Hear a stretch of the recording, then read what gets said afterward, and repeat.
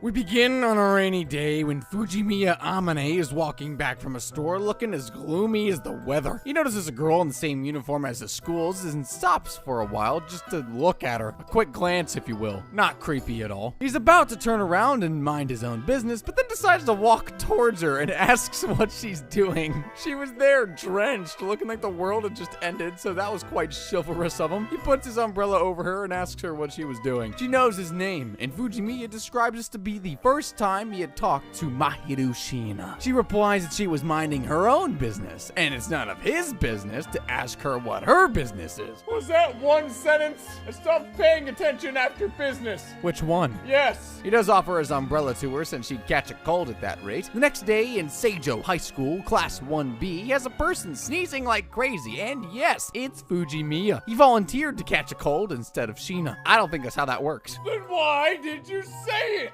Akazawa Itsuki, Fujimiya's best bud, asks who he gave his umbrella to. And please don't answer. Honestly, this guy looks like the rumor king of the class. I would know. I was the rumor king in my prime. Certainly wasn't the class clown. Okay, are we gonna have to take this outside? I can't go outside. I can't leave.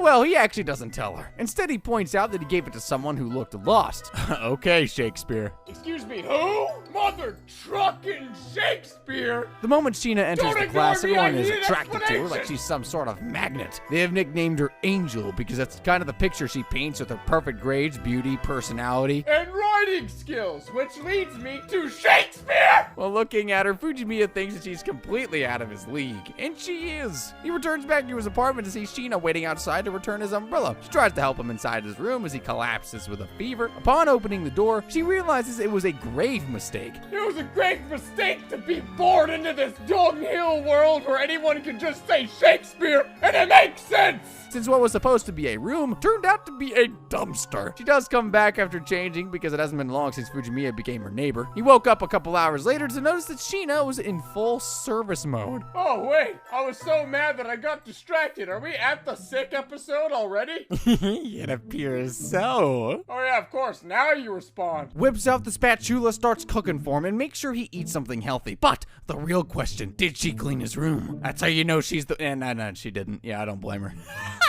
It's freaking ridiculous. It's ridiculous how you continue to function. Now that the awkward air between them was a bit clear, he goes on to ask what she was doing in the rain. He also assumes that it had to be relationship issues. She quickly defends herself, claiming she doesn't have a boyfriend, and neither does she plan to get one. So get pranked. Fujimiya gets a good night's sleep thinking about what a day it's been, realizing that they will go back to being complete strangers again when they wake up. At least that's what he thinks, but she does approach him the next day, not in school, but back home. The only real interaction this time is Sheena feeling pity for him as he literally drinks juice for dinner. She brings him some leftover food and tells him to think nothing of it as it is out of her self-satisfaction. Also, I want to mention how good the leftovers really look. Tell me if this rascal ain't lucky. Why does he get an angel next door and I have to live next to you? You've said this before. And I'll say it again. Why have I been forsakeneth so? What was that? It was Shakespeare! He takes the dinner with much gratitude, letting her know that Angel's cooking means a lot, but she is rather offended to hear that nickname. He goes to return her vessel the next day, and she is thankful for it. So much so that she already anticipated it and packed him dinner for the night. Bro moved to a place and is getting 5-star benefits for free! He's rather reluctant to take it this time, because seriously, come on, this would just be too embarrassing, but she insists that he take it or else it would be a waste and she would never forgive him. Things start to change a lot faster in his life than he'd expected, as he begins to see Sheena more frequently than before. They even meet each other in a supermarket while shopping for groceries. This is where Fujimiya notices that Angel is not the wealthiest person he knows, seeing how economical she is about her choices and rations. In fact, she's so economically inclined that she doesn't turn down Fujimiya's offer to buy her some oil. Oil!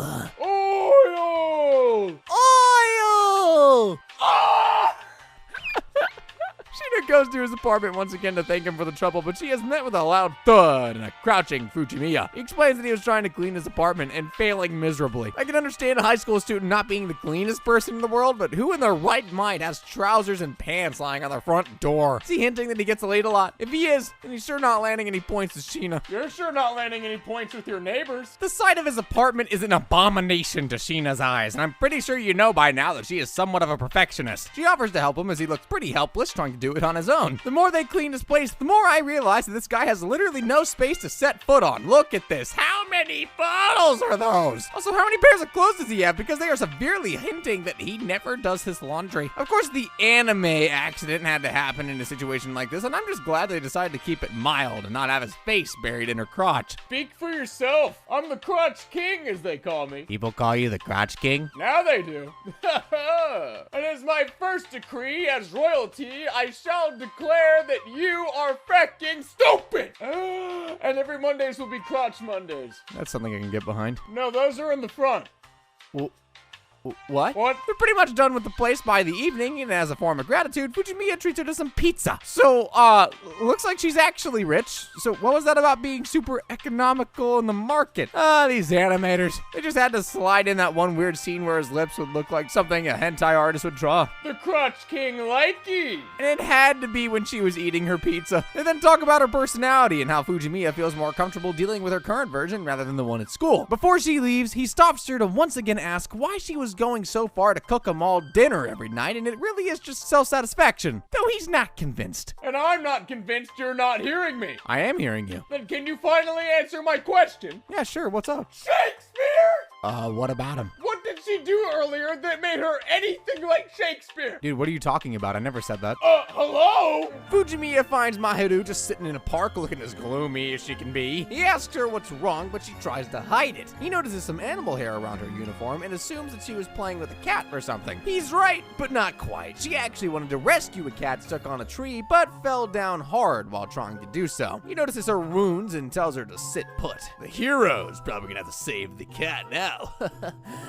Okay, well, he doesn't seem to care about the cat. Instead, he brings her a bunch of first aid meds, so that's also good. Fujimiya turns into the perfect gentleman, covering her thighs with his jacket and making sure her sprained ankle gets enough treatment in time. So not only does this guy give her the best first aid she could possibly ever ask for, minus an ambulance, he also got her a new pair of socks and a jacket, gave her a piggyback ride. Dude, why can't I get something like that? You don't touch grass often enough to even get an opportunity like that. She returns his clothes back to him with some freshly cooked meals, which is pretty much the new norm in his life. They also have this narcissistically weird conversation about how cute Mahiru is and how she is aware of her cuteness, so to say. However, she doesn't think being visually attractive is all it takes for a person to start developing feelings. Actually, Mahiru, you might be incorrect in that regard. Now, true feelings? That's like top 3 sheep impressions you just did. He is thankful for the meal too, and subtly hints that it'd be even better if he could eat them fresh. She's a bit bothered by it, as he's basically asking if he could come over more, but quickly suggests that it can be done if they split the cost and she cooks at his place instead of her. Not a good deal, buddy. Don't take it. Fujimiya asks if she would feel unsafe about doing that, but she genuinely friend zones him as she tells him that she isn't his type. Oh, no, man. I'm gonna get an F in chat. Can't get an F in chat? Come on, guys. I don't have a hand to type with. Why are you looking at me? She takes on the cooking duties quite well, and I can't help but imagine he has hired her as a kitchen maid or something. He clearly explains how he's been paying her extra for the effort, so it kind of feels that way. The compliments for her freshly made food is even more extravagant than what he usually says, and Mahiru is close to having an orgasm hearing him praise her food. I'm only slightly kidding. Bro, fucking quit blushing. Y'all agreed to do this because you knew you weren't gonna fall for her. Why are you blushing so hard? Get her out if you think you're gonna, you aren't her type. What was that? Meanwhile, Fujimiya's bud Itsuki is having the time of his life petting his girlfriend, like literally shutting her mouth the moment she came by rubbing his hands on her head or something. Wow, man. He should at least be somewhat inspired by how much of a player Itsuki is, but nah, Fujimiya is busy playing economics and household chores to the one girl who probably agreed to go on a date with him if he just had the courage to ask. Being inspired by a player, that's like being inspired by a stripper. Why? I don't see the correlation at all. I'm just saying, if he can do it, so can he. That's all I'm saying. Does that mean you can? Oh, familiar. I don't need inspiration. I am the inspiration. The only thing you're inspiring me to do is jumping off a bridge. Due to a small, fortunate accident, he also comes to know that Mahiru's birthday was pretty close. So what are you gonna do, brother? Cook for her? Send her your horrible dish by saying it's the effort that matters? It's the thought that counts! Well, that escalated quick. Are you projecting? Did he just ask her what she wanted a couple of days before her birthday? Bruh, that's so obvious. At least try to make it less sus. I'm guessing the plan plan is to surprise her. At least it should be. Her reply is even more saddening. What she wants is just a sharpening stone. Like, it's like the only thing that matters in their lives. She's just cooking and studying. Since he has no other idea, the only choice is to go to Itsuki, the person with some actual girlfriend experience. No, I'm not saying good experience. But Itsuki starts to doubt if the girl really isn't his girlfriend and tells him that if they aren't that close, then trinkets or something edible will do the trick. They start to pry more on this mystery girl of his, but he insists on being secretive about her, only revealing how they're acquainted without actually revealing her name. I mean, I kind of want to see Itsuki's reaction when he hears that his dense best friend is getting lovely housewife services from the most popular girl in school, but I guess I'm not getting that right now. Itsuki's girlfriend has some suggestions of her own, but it boils down to the same stuff. Trinkets, edibles, cute stuffed animal. I don't know about the stuffed animal. It kind of seems unfitting for a girl like Mahiru. I mean, I don't know. Familiar, I see you frecking. You were about to make that comment, weren't you? You know me so well. How would I know? Somehow Fujimiya thinks that the stuffed animal would be a good choice, but he's too embarrassed to pick one from the stores himself. As such, he reluctantly asks Cutest to accompany him on this adventure. She uses this to trick him into treating her to some food, and it's weird how the show keeps coming back to food like every time. It's always food this, food that, fresh food, leftovers, it's always food! And I'm hungry right now! He finds enough courage to bring the present to Mahiru, but instead of being appreciative, she's a bit creeped out since she doesn't remember telling anyone about her birthday. He explains that he saw it on her school ID when she dropped it and thought a present would be nice. Except it wasn't, because the girl just tells him that she doesn't celebrate her birthdays. Even so, he puts the bag on her lap and asks her to take it as a token of gratitude, mostly for all that she has done for him. The bag was so huge, I honestly thought that the stuffed animal was going to be a big teddy bear or something, but she pulled out a palm-sized box from a human-sized bag, so great. Thanks for just raw jacking me, dude. For what? So you took Cutest, treated her to some food, got an extra large size bag, put a wrapped box inside of it. All of that so you could get her some hand cream? Oh, okay. There's a teddy bear as well. Holy frick, I was going insane over the size of the bag and finally rest in peace. Why'd you care about the size of the bag? Are you compensating for something? That doesn't work here. Can't blame a familiar for trying, huh? I can and I will. She seems extremely happy about the presents despite going all grumpy grandma on him a couple minutes ago. She also... I haven't heard one of those in a while. She also tells him that it was the first time someone gifted her something like that. Or just gifted her something at all, really. Which is true when you realize almost no one knows when her birthday is. It's kind of weird to think that not a single dude in the school would bother to try and know the birthday of the most popular girl in school, but I'm just gonna scoot that under the rug for now. So when she says she was happy to get one from him like this, Fujimiya feels the urge to pat her head, just like Itsuki patted Chitose's head back then, which is fracking hilarious. So they just could not sell the show on Mahiro's backs, could they? They had to bring some elderly women to attract more audiences, and here we are. We are now blessed by the presence of Fujimiya's mother, though she looks too young to be his mom. Must be the gym. Works wonders on people, I hear. Fujimiya's not really excited to see her. He even tries to stop her at the door, but she literally tells him that she pays the rent, so the boy better move his buttocks! She closely examines his apartment, and well, she's more than shocked to see how well he's been handling himself. His room looks much cleaner than she expected. Probably more clean compared to her filthy heart! I'm sorry.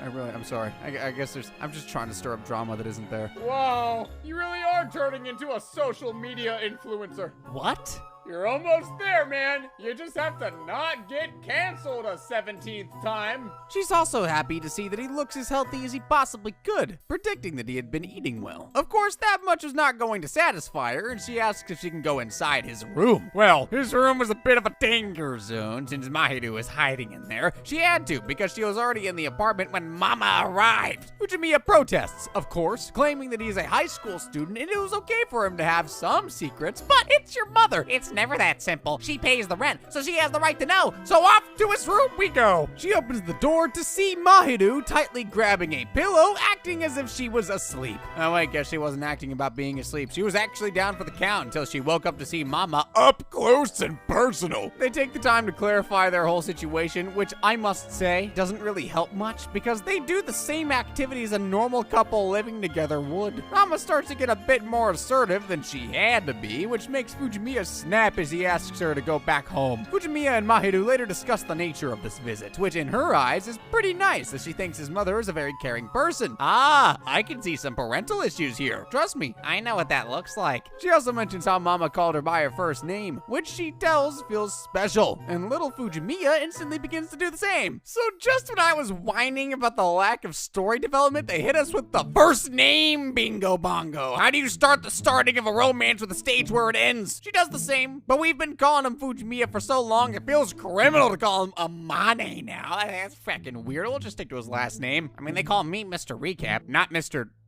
Huh. What? I don't think I have a first name. What? I think I forgot it. Damn. You don't even have a name. Yeah, I never had one. It's different when you had one and then forgot it. Anyway, so the talk about living together seems to have hit Fujimiya quite hard. He actually started believing that they were living together and gave her a key to his apartment. Imagine she makes a boyfriend other than him and accidentally brings that guy to Fujimiya's room for some action. And I know if I did that, whoo boy, I would want to look at myself in the mirror. Mirrors don't crack when you look into them? Oh, Feckin' fricker. The results for their term exam come in, and Fujimiya's pretty satisfied with where he ranks. Given how much of a loner this guy tries to be, his trope should have landed him in the 80th position or something, but no, he's actually in the top 30 of the whole school. There was no doubt that Mahiru was gonna rank first, and of course, people are going to talk about how she's the angel blessed with divine knowledge, which doesn't sit right with Fujimiya since he knows how hard she works. She wasn't blessed with that knowledge, she feckin' earned it. Also, when have you seen her working so hard? Whenever she works hard, it's to keep your apartment functional, if that's what you're talking about. Still, he brings her a cake as a reward. She's a bit hesitant about taking it since she's always secures the first place and it's just normal for her, but yeah,